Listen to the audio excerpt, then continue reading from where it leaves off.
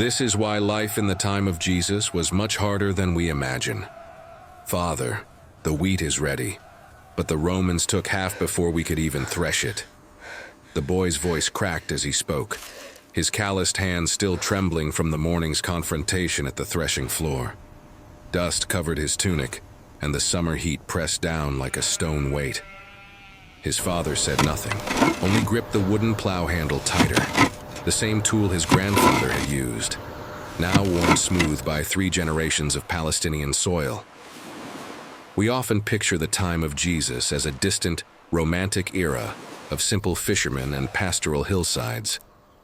But how much do we truly understand about the daily brutality that shaped every single decision a first-century family made?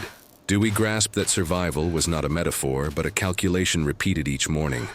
That political oppression was not background noise, but the rhythm that governed when you worked, what you kept, and whether your children would eat? Far from the serene nativity scenes we display each December, life in first-century Judea was a relentless negotiation between occupying forces, religious authorities, economic exploitation, and the unyielding demands of an agricultural existence where a single failed harvest could mean losing your ancestral land forever. These were not people who wondered about career fulfillment or personal growth. They wondered if the tax collector would leave them enough grain to plant next season, if their daughter could be married before she became another mouth they could not feed, if Roman soldiers would conscript their sons for road-building projects that might kill them far from home. For centuries, we have imagined Jesus walking through sun-dappled fields, teaching patient crowds who had leisurely gathered to hear wisdom. But the reality concealed something far more astonishing. Picture instead the smell of sweat-soaked wool that never fully dried, the constant ache in joints from labor that began before dawn, the metallic taste of fear when soldiers approached your village, the rough texture of bread mixed with sand because proper milling was a luxury. Feel the weight of a water jar carried uphill in heat that reached 110 degrees. Hear the sound of creditors demanding payment at your door. Taste the bitterness of watching your harvest carted away to feed an empire that despised your people. When we understand that Jesus grew up breathing this air, wearing these threadbare clothes, watching his mother calculate whether to buy oil for the lamp or save for the coming tax deadline, many details of the Gospels gain new and deeper meaning. His parables were not creative fiction, but documentary accounts of the world that shaped him from infancy. Stay until the end, because what you are about to discover goes beyond historical curiosity and can strengthen our faith today in ways we have not yet imagined. But this physical hardship was not merely difficult. It was engineered. The Roman taxation system had transformed everyday survival into a calculated form of extraction that touched every material object a family owned.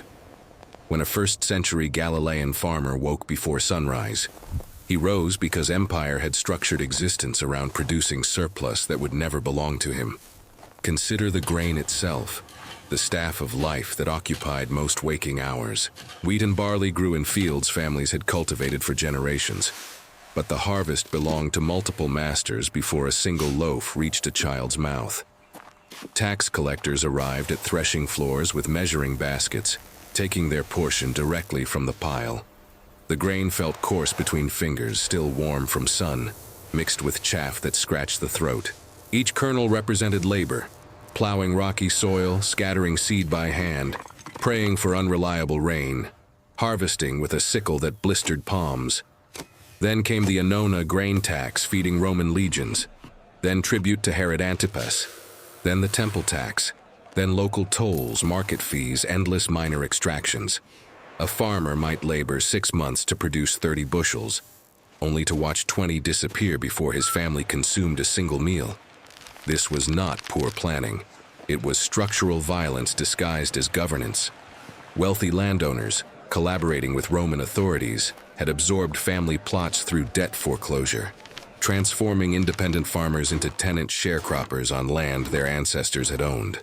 These tenants worked soil their grandfathers had cleared, but now paid rent to absentee landlords in Jerusalem or Sepphoris. The contrast was absolute. In Roman villas, grain became fine white bread flavored with honey. In peasant homes, It became coarse barley loaves mixed with beans to stretch supply, sometimes causing digestive pain. For the poor, grain was not nourishment but survival measured weekly.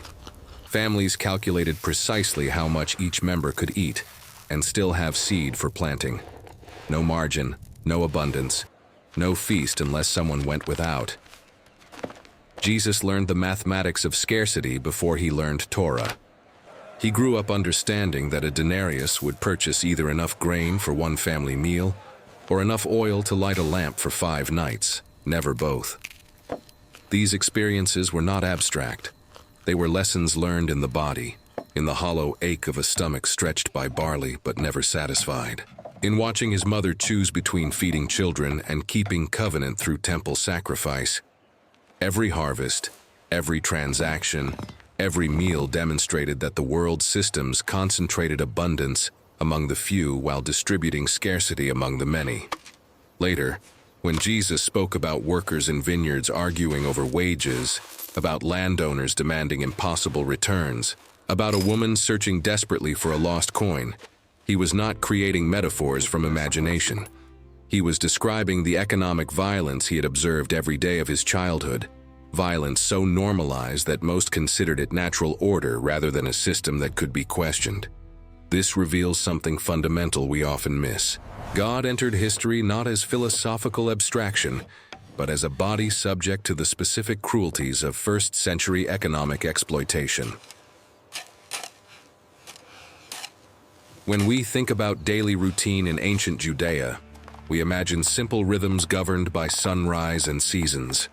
But social organization in first-century life was far more oppressive than pastoral imagery suggests. Every interaction was governed by intricate purity codes, honor-shame dynamics, and Roman surveillance that could destroy a family's standing in a single afternoon. The village was not private retreat, but a space of constant observation where reputation determined survival. Everyone knew everyone's business because social capital was currency more valuable than silver. A family's honor, accumulated over generations, could be lost through a daughter's perceived indiscretion or a son's wrong association. Women drew water at the village well not just for hydration, but for information exchange that governed marriages and alliances. Men gathered at the village gate for informal courts where disputes were settled and reputations built or demolished. The air smelled of dust and sweat, voices rising in practiced rhetoric that could shame an opponent without physical violence. Purity regulations structured every moment with complexity modern minds struggle to comprehend. Before eating, hands were washed not for hygiene, but for ritual compliance. Cooking vessels were categorized. Stone remained pure, clay absorbed impurity and had to be broken if contaminated. Families navigated elaborate rules about which foods could touch, which animals were clean, which bodily functions rendered someone unfit for temple worship. These were not superstitious quirks, but social boundaries separating Jew from Gentile, faithful from sinner. For the poor, maintaining purity was nearly impossible. They worked with dead animals, touched corpses during burial, lacked resources for ritual baths. Wealthier families afforded mikvaot in their homes and had servants handling impure materials. The poor lived in constant ritual contamination that marked them spiritually inferior, regardless of devotion. Roman occupation added another layer of control. Soldiers could conscript any male for labor at any moment through Angaria. The humiliation was not just forced service, but public display of subjugation. When a Roman soldier compelled a Jewish farmer to carry his pack, everyone witnessed powerlessness. Military equipment pressed into shoulders, leather straps smelled of foreign lands and gods, and resistance meant execution. Informants reported anti-Roman sentiment. Tax collectors, Jews collaborating with occupation, were despised for betraying their people. Yet families maintained cordial relations because survival required navigating compromises that violated communal values. Jesus learned to read these social codes before he could read scripture. He grew up understanding that eating with tax collectors meant social suicide, that touching a leper meant ritual contamination and community exclusion, that speaking to a Samaritan woman violated both ethnic and gender boundaries. These experiences were not abstract. They were lessons learned in the body, in watching who sat where at meals, in careful navigation of purity rules that could isolate your family if violated. Later, when Jesus touched lepers, dined with tax collectors, and spoke publicly with foreign women, he was not simply being kind or inclusive. He was systematically dismantling the social architecture that determined who belonged to God's family and who remained outside, challenging structures everyone considered divinely ordained. This detail profoundly alters our understanding of why religious authorities wanted him dead. He threatened the entire social order that gave their lives meaning. Beyond these social pressures, the experience of time itself differed radically from our modern perception. We measure days in hours and plan years in advance.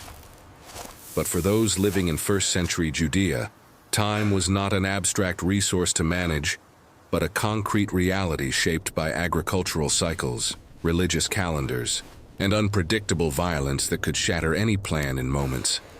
The rhythm of life moved with the sun, because artificial light was precious commodity few could afford. Olive oil for lamps cost roughly a day's wage for enough to burn one evening. Most families rose in complete darkness, worked until natural light failed, then sat in near total blackness. This was not romantic simplicity, but sensory deprivation. Winter nights stretched 14 hours. Families huddled in single rooms where body heat provided the only warmth, unable to read or work or move safely. The darkness was not silent.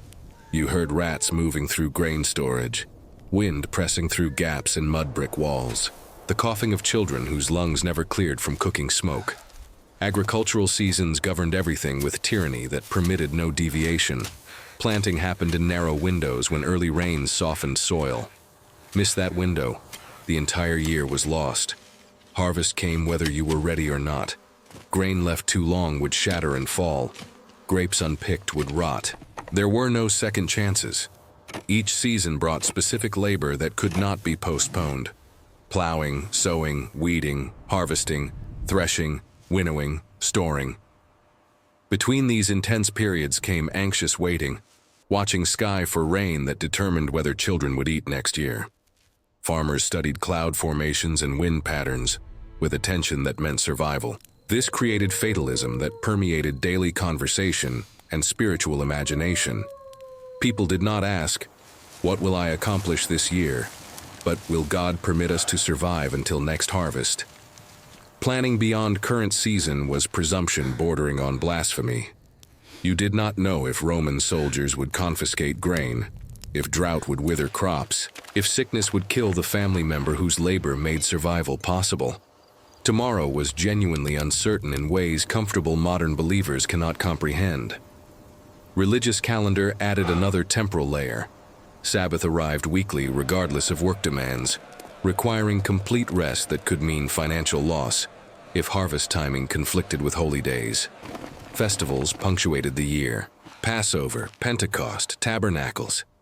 These were not optional celebrations but mandatory pilgrimages to Jerusalem for adult males. The journey from Galilee took 4 days on foot, time when fields went untended and families spent savings on temple sacrifices they could barely afford. Jesus learned that time was not his to control, but a force that controlled him.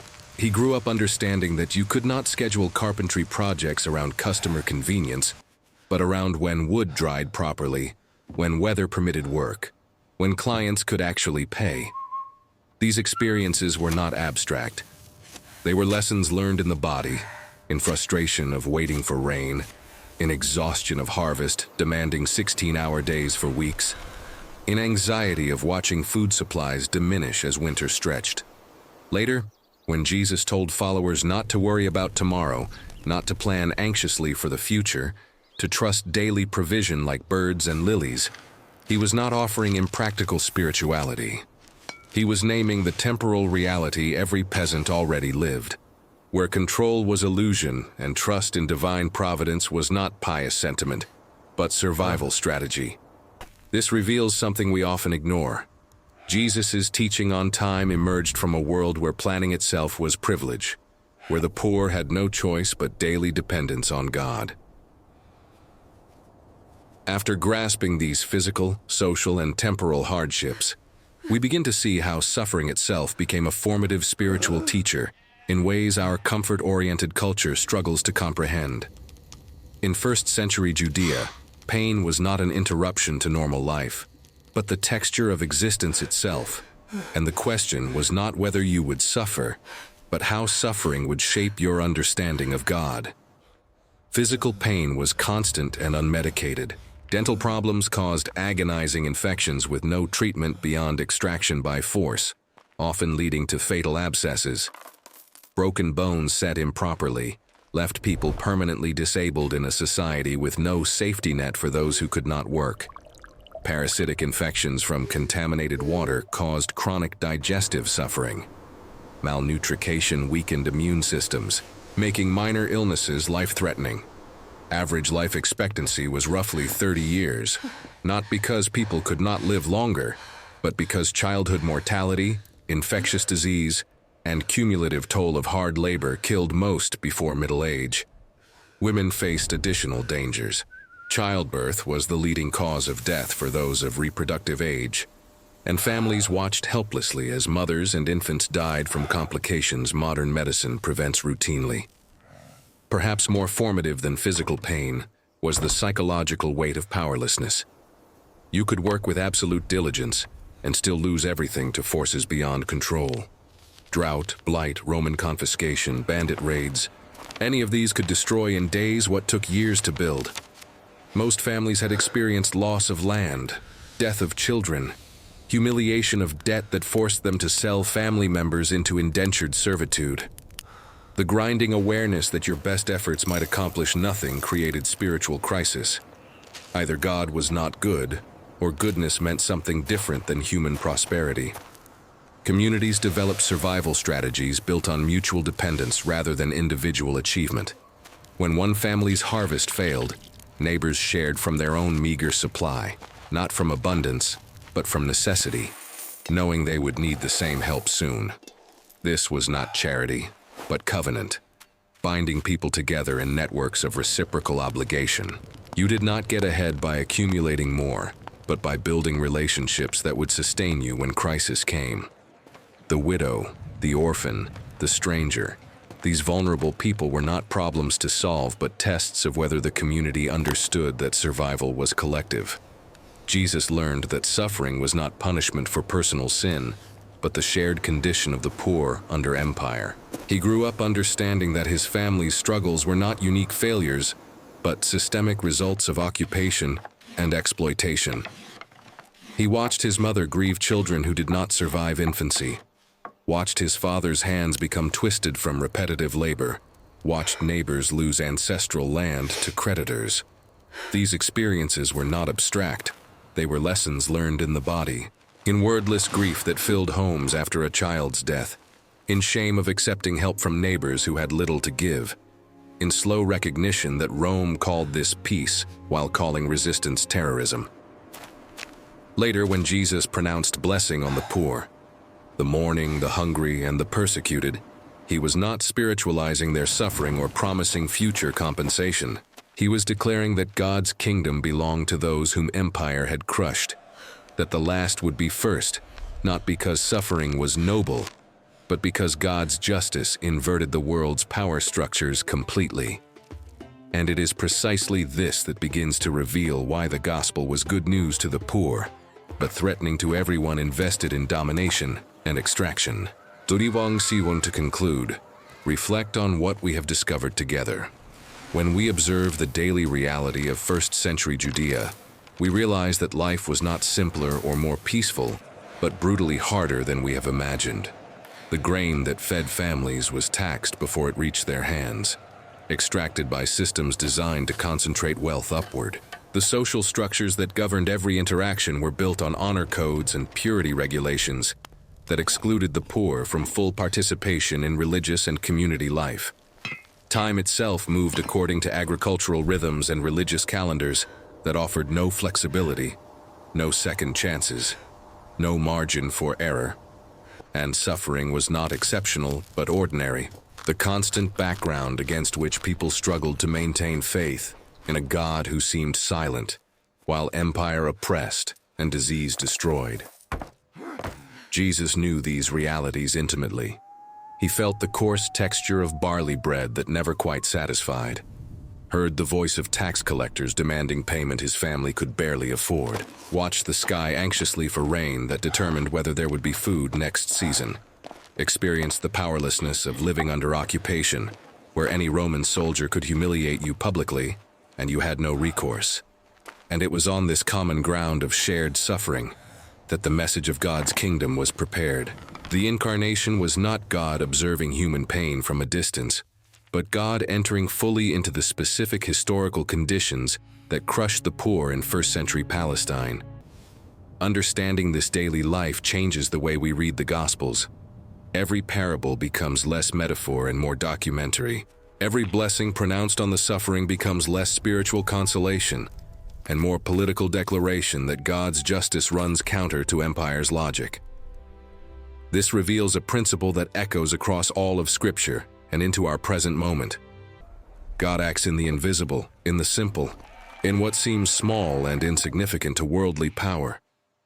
The method has not changed. He still chooses the foolish to shame the wise, the weak to shame the strong, the things that are not to nullify the things that are.